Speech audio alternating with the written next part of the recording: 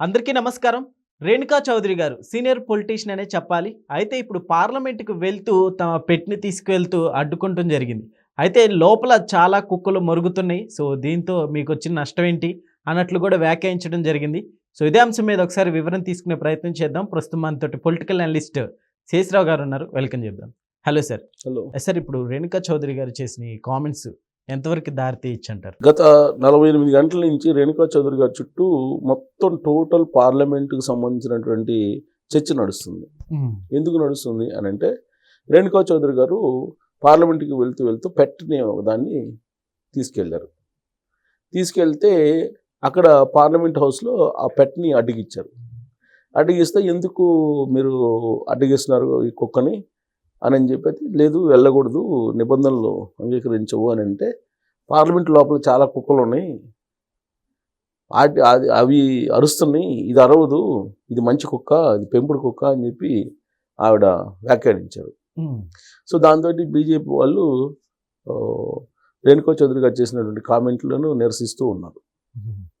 దాని కంటిన్యూషన్లో మళ్ళీ ఇవాళ ఆవిడ మళ్ళీ నేను ఈ పెంపుడు కుక్కల్ని ఏవైనా సరే నేను పెంచుకుంటాను, పార్లమెంట్లోకి తీసుకెళ్ళకూడదని నిబంధన ఏమైనా ఉందా, పెట్స్ని తీసుకెళ్ళచ్చు అని చెప్పి ఉంది కదా, మరి ఎందుకు తీసుకెళ్ళట్లేదు అని చెప్పి మళ్ళా సేమ్ వ్యాఖ్యల్ని పార్లమెంట్లో ఉండేటువంటి కుక్కలు అని చెప్పేసి ఆవిడ వ్యాఖ్యానించడం జరిగింది.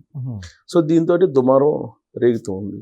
ఆవిడ చేసినటువంటి కామెంట్లకి సారీ చెప్పాలని చెప్పి బీజేపీ అంటుంటే, తప్పేం మాట్లాడలేదు కదా అని చెప్పి ఆవిడ అంటున్నారు. ఆవిడకి రాహుల్ గాంధీ గారు కూడా మద్దతు ఇచ్చారు, ఆవిడ చేసిన దాంట్లో తప్పలేదు కదా అని. సో దీంతో ఒక రచ్చ మొదలైంది. దానికంటే ముందు పార్లమెంటు ఈ సమావేశాలు, శీతాకాల సమావేశాలు ప్రారంభానికి ముందే స్టార్టింగ్లోనే డ్రామాలకి ఇది వేదిక కాదు, డ్రామాలు చేయడానికి చాలా వేదికలు ఉన్నాయని చెప్పి నరేంద్ర మోడీ గారు రాహుల్ గాంధీ గారికి, అలాగే కాంగ్రెస్ పార్టీ వాళ్ళకి, విపక్షాలకి చురకలు అంటించాడు ఆయన.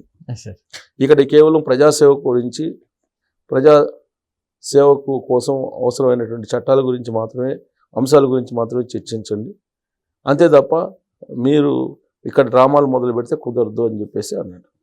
ఎందుకు అని అంటే, అనేక అంశాలు చర్చకు రావాలనేది విపక్షాలు పట్టుబడుతుంది.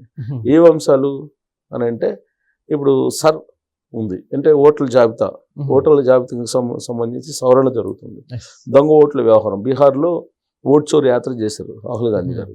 సో దానికి సంబంధించినటువంటి దాన్ని చర్చించాలి అనేది ఆయన పట్టుబడుతున్నారు. అలాగే సంచార్ యాప్, సంచార్ సాధి అని ఒక యాప్ని కేంద్ర ప్రభుత్వం తీసుకొచ్చింది. దీన్ని ఇన్బిల్ట్ ఇవ్వాలి మొబైల్ కంపెనీలు అని చెప్పి ఒక కండిషన్ పెట్టారు. దీంతో విపక్షాలు ఏమన్నాయి, మొత్తం భారతీయుల సమాచారాన్ని దొంగిలించేందుకు, చోరు చేసేందుకు ఈ యాప్ని ఇన్బిల్ట్గా ఖచ్చితంగా బై డిఫాల్ట్ యాప్ల్లో ఒకటిగా మొబైల్లో చేయాలని చెప్పి కండిషన్ పెడుతున్నారు అని చెప్పి ఒక పెద్ద దుమారం లేపారు రాహుల్ గాంధీ గారు. జనరల్గా మనకి మొబైల్స్ కనుక కొనుగోలు చేసినప్పుడు మనకి బై డిఫాల్ట్ కొన్ని యాప్స్ వస్తుంటాయి. ఇప్పుడు బై డిఫాల్ట్ యాప్ల్లో చాలా ఉంటాయి. ఈ యాప్ల్లో అది కూడా డిఫాల్ట్ యాప్ కింద ఉండాలి అని చెప్పేసి కండిషన్ పెట్టింది కేంద్ర ప్రభుత్వం.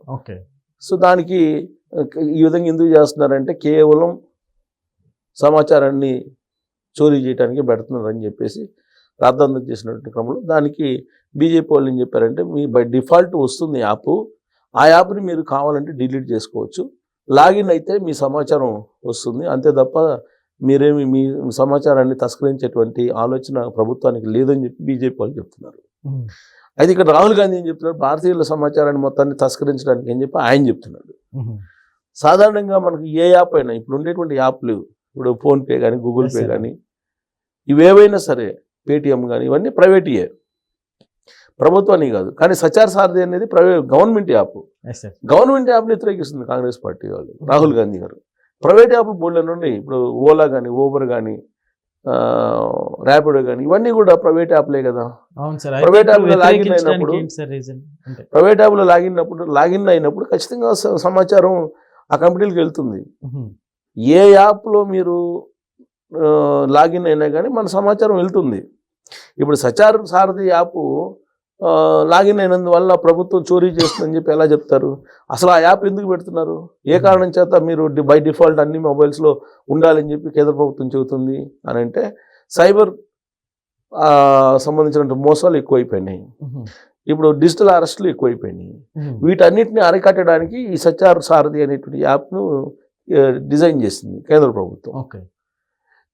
అది మీరు బై డిఫాల్ట్ పెట్టుకోండి అని చెప్పి కేంద్ర ప్రభుత్వం చెప్తుంటే దాన్ని పోర్ట్రేట్ చేసేటువంటి కార్యక్రమానికి ఇప్పుడు రాహుల్ గాంధీ గారు విపక్షాలు అయినట్టు కనిపిస్తుంది. దీని మీద చర్చ జరగాలి అనేది ఒక పట్టుబడుతుంది విపక్షాలు. దీంతోపాటు ఈ కుక్కల హడావుడి, కుక్కల వ్యవహారం, పెట్స్ వ్యవహారం, రేణుకా చౌదరి గారు మామూలుగానే కొంచెం ఫెరోషియస్గాను సార్ రేణుకా చౌదరి గారిని ఐరన్ లేడీ అంటూ ఉంటుంటారు.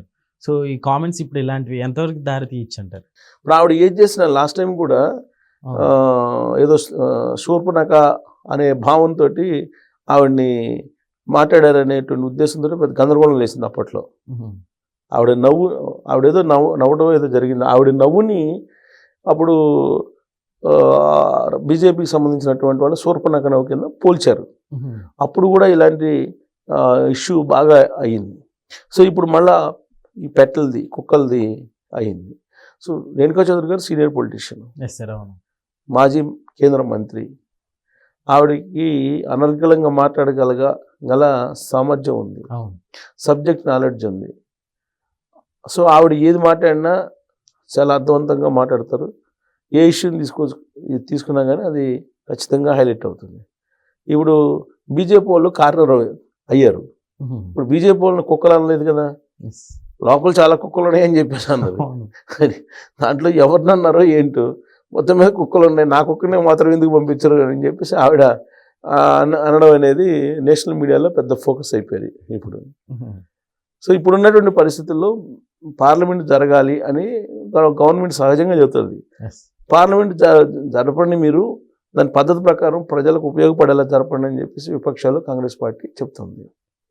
ఇప్పుడు బీహార్ ఎన్నికలు తీసుకొచ్చి బీహార్ ఎన్నికల్లో ఓడిపోయారు కాబట్టి కాంగ్రెస్ పార్టీ ఫ్రస్ట్రేషన్లో ఉంది, అందుకని ఇలా మాట్లాడుతున్నారని చెప్పేసి ప్రధానమంత్రి నరేంద్ర మోడీ గారు టార్గెట్ చేస్తున్నారు.